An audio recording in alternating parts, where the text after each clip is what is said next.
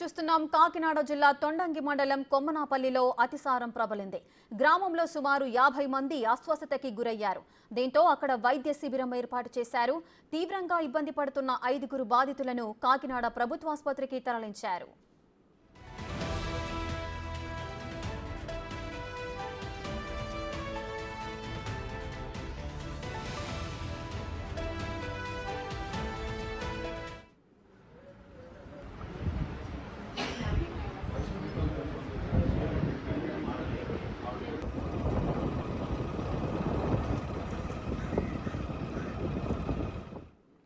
అతిసారం ప్రబలడానికి గల కారణాలను అధికారులు పరిశీలిస్తున్నారు.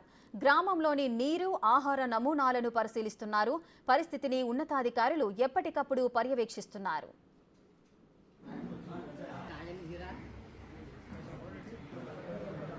మరింత సమాచారం మా ప్రతినిధి రాజేష్ అందిస్తారు. రాజేష్, కాకినాడ జిల్లాలో అతిసారం ప్రబలుతున్నట్లుగా తెలుస్తోంది. దీనికి గల కారణాలేంటి?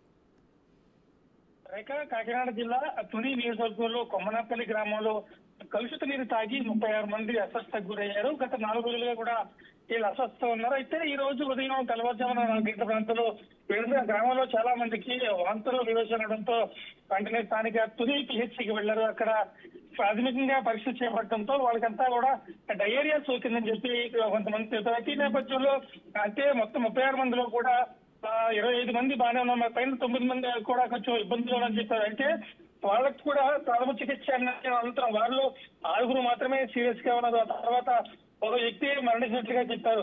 ఏది ఏమైనా కానీ గత 4 రోజులుగా తుని కొమరాపల్లి గ్రామం అలాగే చుట్టుపక్కల గ్రామాల్లో కూడా ఈ డయేరియా వ్యాపించిందనే విషయం ప్రజలందరూ కూడా ఆందోళన కలిగిస్తుంది. ఈ నేపథ్యంలోనే ఈ రోజు మధ్యాహ్నం 1 గంటల ప్రాంతంలో తుని ఎమ్మెల్యే యనమల దివ్య వెంటనే ఆ గ్రామాన్ని సందర్శించారు. అలాగే డాక్టర్ల బృందాన్ని ఆ నీళ్లు ఎక్కడి నుంచి వచ్చాయి, మనం అంటే పంచాయతీ బోర్డు ద్వారా ఇచ్చామా లేకపోతే ప్రైవేటు ట్యాంకర్ల నుంచి కానీ బయట నుంచి తెప్పించామా అనే విషయంపై కూడా విచారణ జరుపుతున్నారు. అంటే తాగునీరుకు సంబంధించి ఇప్పటికే పంచాయతీలు ట్యాప్లు ఉన్నాయి. అలాగే ప్రత్యేకంగా మున్సిపల్ కార్పొరేషన్ సంబంధించి ప్రత్యేక ట్యాంకులు ఉన్నాయి. వాటి ద్వారా కానీ సరఫరా చేస్తున్నామా అని చెప్పి 2 రకాలుగా చేశారు. అంటే కేవలం ఒక గ్రామాలకు మాత్రమే డైలేరియా సోకిందంటే ఆ ప్రాంతానికి సంబంధించిన వాటర్ ట్యాంక్ ఎక్కడ ఉంది అంటే ముందుగా దాని ద్వారా తీసుకుని అక్కడ కలుషితమవుతుందా, పైప్ లైన్ ద్వారా కలుషితమైంది, లేకపోతే నేరుగా ట్యాంకులు కానీ కలుషితమైన అంశాన్ని చాలా సున్నితంగా పరిస్థితికి సంబంధించి వైద్య ఆరోగ్య శాఖ నుంచి అలాగే విద్యాశాఖ నుంచి కూడా కొంతమంది అధికారులను వెంటనే ఈ నీటికి సంబంధించిన శాంపుల్స్ ను కూడా